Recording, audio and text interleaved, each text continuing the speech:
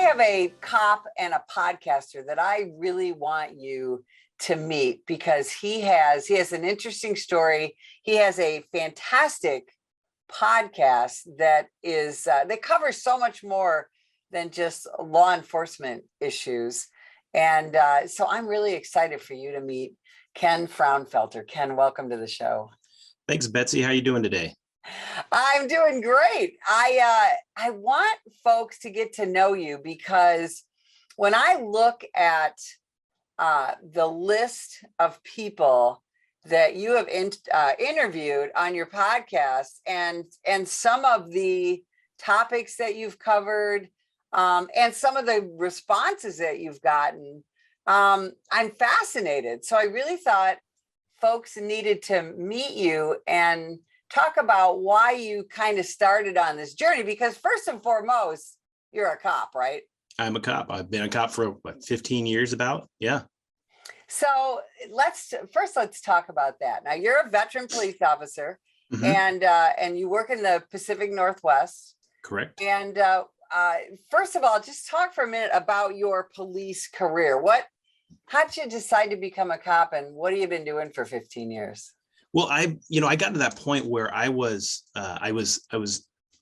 out of the Marine Corps. I had my family, had kids and the whole thing. And I didn't become a cop till I was 31. And that's in a lot of places, that's later, a lot of people in their 20s. And so I got at 31 after my first divorce, and I'd had kids and I had all this different stuff. I finally had the ability to go because I met a girl who was super supportive of me applying and going through all this stuff. I went in, I became a cop at 31, and I said, this is what I've always wanted to do. I remember telling my stepmom years ago when I was a teenager, I want to either be in the movies, or I want to be a history teacher, or I want to be a cop. Those three things. I don't know how they all match up, but they do. And at least in my head. And then being the cop was the one thing that I figured that I could do. Turns out that I had some struggles, and I learned to overcome those and become the best cop that Ken can be. And am I the best cop ever? I'm not going to say that. No, I'm not. However, I'm the best that I can be, and I try to do as best as I can. So struggle through that, go through, reach out to people, say, hey, how do I be better? You were one of those people that I reached out to and said, hey, how do I be better? And, I just got a whole bunch of different things thrown my way and learned how to be better. And 15 years later, I'm still learning and growing and becoming the best that I can be. I love that. So somewhere along the line, you decided to kind of share yourself with the world. But I want to emphasize that, you didn't do it in here's me and I'm so great kind of way. You decided to actually highlight other people, and you developed the What's a Hero podcast. Talk about the impetus for that. Well, I was going through some times where I was really struggling. I was really in a dark place, and not like violently dark or anything like that. Just more, depression. My kids had moved out. I'm feeling kind of lonely and all this different stuff. I mean, my wife is always there and she's awesome. But it was that thing where I didn't have a lot to share. And so I'm trying to go through, and when you're sitting in your car, a lot of people just listen to music all the time. When they work out, they listen to music all the time. Well, I was doing that, but I started realizing I want to do more, and I want to be able to learn more, and I want to be able to gather in more. And so I started reading, and I'm the worst reader ever. I'm slow at it. I'm this and that. And so I started looking into actually audiobooks. And so I'm listening to audiobooks, but I'm at the same time, I started listening to more podcasts, and I'm listening to people do their podcasts. And I'm thinking there are good police and law enforcement and first responder podcasts out there, but there weren't any that were giving me this tangible attraction of what other police officers or first responders were giving and what they had to offer. And I wanted to hear their stories, because you can learn so much just from somebody else. And then in hearing somebody's story, you can be motivated or inspired by them. And so I said, how can we get that? And so I figured, why don't we start one? Why start? And so I was at Guitar Center one day, I play the drums, and my daughter was with me. She had come home for a visit, and I was like, hey, this is cool. They had like a podcast, package or whatever. She goes, you're into that sort of thing? I said, oh, that would be pretty cool, just out of out of a whim. Well, she decides to tell my wife. My wife decides to, get me all the stuff that I need. And I said, I guess I have the stuff. I got to learn how to do it. So I had to teach myself how to do a podcast, how to go through the editing and how to go through the posting and everything else. And how you talk to people. And my first episodes might be a little rough, but I had a buddy who had a podcast and he was one of my first interviewees, but he and I were also in the Marine Corps together. So we get in and I did it, I learned it, and I said, this is great. And so as I get more people on, I learn more, obviously, but I really get a great sense of who these people are and what they have to offer. And I've learned a ton from just interviewing people and talking to people and getting their stories too. And so it helps me as well. So one of the things I want to talk about is because you were a United States Marine before you were a police officer, and now we're for about the last almost 2 years now, and honestly really before, the term warrior, which I know is a term utilized in the armed forces sometimes to refer to people in it. We talk about warriors and warriorship in law enforcement as well. And we've heard over the last few years, probably since Ferguson 2014, that the warrior mentality is a bad thing and it's dehumanizing for cops to have a warrior mentality, et cetera, et cetera. Now, you came from the Marines to law enforcement. What do you have to say about that warrior mentality in our profession? I think a lot of people, what we do in life is we look at everything as once you get one label, you're done, right? And everything is specifically one thing. And I don't think that anything we are is one thing. I mean, look at yourself. You're a mother, you're a police officer, you're a wife, you're multiple things. Just like me, I'm multiple things. So if I say that I'm just a warrior, okay, that's great, but then I have to put 100% into my warriormanship, and that's not who I am 100% of the time, because I can't go home and deal with my wife and talk with her and have conversation with her with a warrior mentality. We're going, hey, we're gonna watch, whatever, we can't do that. We're having hamburgers for dinner, that's not my thing. But I have to be able to specifically have, when I need to be a warrior, I need to be a warrior. When I need to be a guardian, which is the other side of police work, is yes, I have to have a guardian mindset. I have to go protect children. I have to go protect the elderly. I have to go look for people who are struggling or having a bad day. I can't be a warrior specifically for that time. Now, if a guy's coming at me with a knife, I have to be a warrior at that time. But at the same time, I have to be an administrator sometimes because I got to go write reports all the time. So you have to develop all these different things. Now, if you put 100% of yourself into one thing, you're going to be good at that one thing. However, if you put 33% of yourself into warriormanship, 33% in guardianship, 33% into your administrative person, great, but you're still missing parts. So you must be able to we as police officers, we have to do a whole bunch of different things. A mindset of having a warrior mentality is great, but not all the time and not 100%, but except for when it needs to be, then it needs to be 100%. Now, this profession, unfortunately, and you're still right in the middle of it, has become so politicized, not just regionally, but nationally. And tell me your thoughts on that. I mean, I find it very, very dangerous. And obviously it is, as we see yet another year of murders, 30% increase nationwide, felonious killings of police officers at a record high. How do you think we got so politicized, and why do you find that dangerous? And what do you think we can do about it? I think that a lot of what we do it has a lot to do with this social media that we have, and we want to do it so we can stay connected, and everybody wants to be able to talk with each other, but we spend too much time comparing ourselves to the Joneses, and I say the Joneses by off the trope that says, keeping up with the Joneses, but we're so worried about comparing ourselves with each other. And then for some reason we need to, there's this need that we need to be able to compare ourselves always. And then if you don't match up with what I believe, then you're the enemy or you're against me. And I think that we've lost who we are, our sense of who we are, because we're so busy trying to please everybody and get everybody to like us. And instead of just worrying about how everybody can be to help each other out, I've noticed in work specifically, and I've talked to other police officers, that more people are saying, well, why do I have to listen to you? Because I have you pulled over. I have a badge on. I have authority over. Who says you have authority over me? The state, the country, the Constitution. I mean, all these different things say that I have authority over you, not to push this power trip that I'm on, but because I suspect that you've done something that you shouldn't have done, and I need to talk with you about it.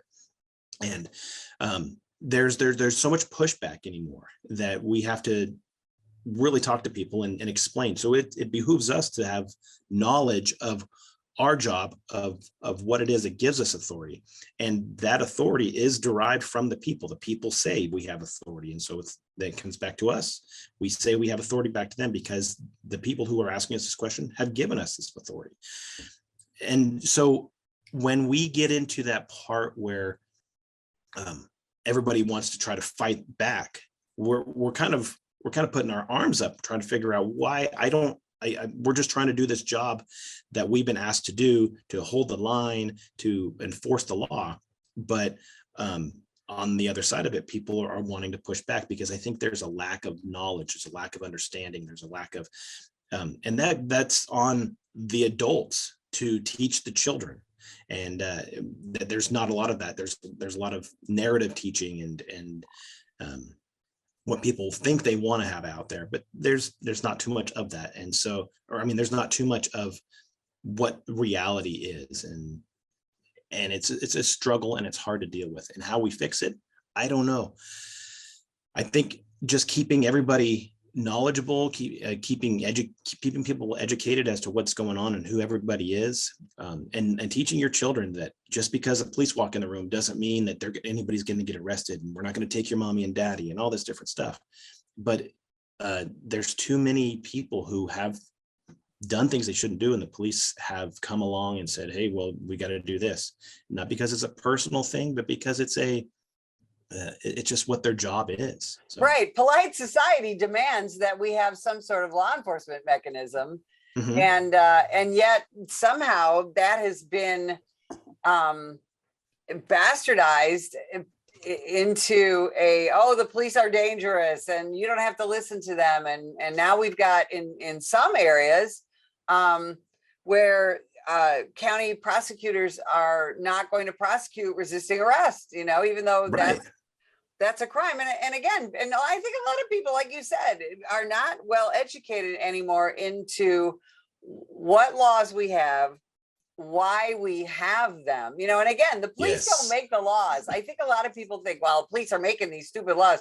There's not a single law in the books that the police have made. We are tasked with enforcing the laws right. that the legislators task us with enforcing, and that has all become so discombobulated and obviously confusing for people. You're out there on the street mm-hmm. now on patrol, and I'm going to guess you see this constantly, right? Where people are looking at you. Yeah, do they say, hey, I don't have to listen to you, I don't have to do what you say? Yeah, and then you have to force them, and everybody says, oh, well, the use of force are going up, the numbers are going up. Yeah, and the only reason we're using force is because we're trying to effect an arrest, or we're trying to enforce the law, and people want to fight back, and we have an obligation to enforce the law. I know there's a lot of frustration out there, and again, you're in the Northwest where there's a lot of on the good side, a lot of really progressive things that have come out of the Pacific Northwest as far as policing goes, mm-hmm. Community mm-hmm. policing and excellent crowd control techniques, things like that. But then you also have the downside of that, where there are some very progressive politicians that are trying to limit what law enforcement can do, frankly, to the detriment of your citizens, right? Agreed. Yeah. And where I'm at, I'm very south of Seattle and Portland, which is, I guess, to the positive. But the other side of it, there's a lot of, and it all rolls downhill. It all, it just flows downhill where if it happens to one police officer, and it could happen in, whatever, Chicago or in, Tampa, it could affect every other police officer across the country, even around the world. And so a lot of those things we are connected, and based off of how we perceive it or how we react to it, it makes a big difference in how we police. Right. Exactly. So let's talk about the podcast. Sure. I got to ask you, how'd you decide on that? What's the What's a Hero podcast? Like because what's a hero to you? Right. And that was my question. As I said, well, if I want to do this, what am I going to do it about? And then I'm sitting downstairs at my kitchen table, and I'm going over different stuff, writing stuff down. And I said, going through, I was looking at other podcasts, their names and stuff like that. And I said, well, what do I want to talk about? I said, okay, well, how about heroes? What is a hero? And I'm thinking, well, what is a hero? And then I'm thinking, okay, how can I make that sound a little better? So I said, what's a hero? Okay. How about what's a hero? Because there's no others, but we're still going to be the What's a Hero podcast. And then, so the question is in the title, what is a hero? So then people can come in and they can listen, and they find out, well, what is a hero? And each of these people who come on there, a lot of them don't even consider themselves heroes. They look at themselves as being, I'm just a person. I've had several people on there saying, I've had dispatchers on there who have said, well, I'm not a hero. Yeah, you are. You do stuff. And then I explained to them, I kind of break it down. And I had a group of, like I said, these dispatchers, and I kind of broke it down as to why they were. And they're like, wow, we really are. Huh. And so that's where I got the mindset of having it be the What's a Hero. And so people can look at it and say, well, what is a hero? Well, let's listen to this and find out what a hero is. And then you realize that it's not somebody. And I even have that in my intro is, I have the definition of a hero, but then it's not just that. It's not just somebody who is they wear a cape and they do great things and whatever. It's somebody who does something for other people, more or less serves other people with their life, Absolutely. And I got to say, one of your favorite podcasts that you did was on peer support, and you did it with a couple of people I just adore and admire, and it's that peer support couple, Kathy and Javi Bustos. Great people. Yep. Talk about that, and then talk about the importance of peer support in for first responders, including the military, because that's what you did before law enforcement. That peer support's amazing, right? I mean, and it's necessary.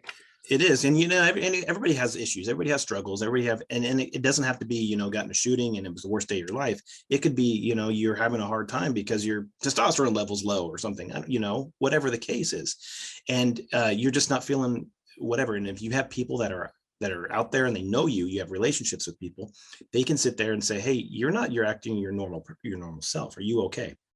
I'm fine. And then you don't even maybe realize it. And then all of a sudden, if you have people that know you, that have relationships with you, they can come in, they can come alongside. And the way I look at it is you've got a big giant ocean liner that's coming into port. It may not be able to navigate these small little detailed areas inside port. So you have a tugboat come alongside and guide them in. The peer support is that tugboat. You are the big ocean liner. That person is coming alongside just to support you, to get you to where you need to go. So you can either refuel, restock, whatever, and then you can get back out there into the world and do the job that you need to do. And so that's the way I look at peer support. And I think it's super important because we all go through those times that we have to go into port, we have to refuel, we all have to restock. We have to get back to the point where we know where we are, and then we can go in and be who we are. And it's very important that peer support is there, and it's a very beneficial thing because we're not going to get through this on our own sometimes. That's why we have life, and that's why God put us on this planet for other people and with other people. What is your, we just have about a minute left. What is your vision of the future for the What's a Hero podcast? I want to have it out there. I want to go and talk to people and get motivation, get inspiration from people, and have people learn something from it. People take something away, maybe send me a message saying, oh my gosh, that was so good because I was able to grab that from it. Cool. Take something, better your life with it. I'm not looking at making $1 kajillion on it. I'm looking at helping other people and supporting people and motivating people, so people want to have a solid, positive lifestyle. And they're able to do that by knowing that police are there, that law enforcement, firefighters, veterans, everybody's there to help them and support them in this, not so much to dog them down or keep them in a place where they can't, help themselves or anything, but they're there to support and help each other. And that's, and I think as law enforcement, it's our job to lead our cities, our counties, our states. It's our job to do that because we've been put in that position to do that. So that's what I'm hoping that the What's a Hero podcast can do. So where can people find you? Where can people find the podcast? You can find the podcast. We have our website. It's the What's a Hero podcast.buzzsprout.com. It has all of our previous episodes. It has links to your podcast, your favorite podcast platform that you can go in and you can download it from there. You can subscribe to it. Downloads help us, which is really great. You can find me also. I'm on Instagram. The What's a Hero podcast is on Instagram, Facebook, and Twitter, and you can find me on LinkedIn as well. Fantastic. Ken, I can't thank you enough first of all, for your service and for spending time with us today.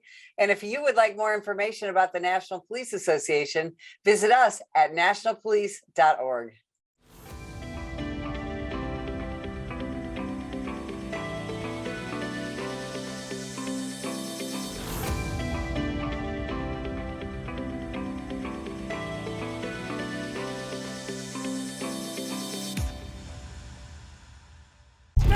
Put the gun down! Put the gun down! Last year, law enforcement officers were involved in hundreds of thousands of use of force incidents.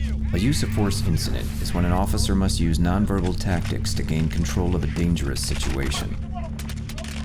Put the knife on the ground.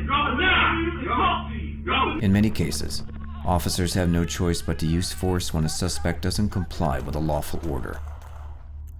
Use of force is always ugly. No one likes it, especially police officers. Together, we can help de-escalate these dangerous encounters. Help police officers by complying with their lawful orders. Don't attack, attempt to disarm, or flee from an officer. Use of force is an officer's last option. Most incidents can be avoided by not resisting arrest. If you feel you've been wrongfully detained by a police officer, then seek a legal solution after the encounter has been resolved. Let's keep everyone safe. Comply now and complain later.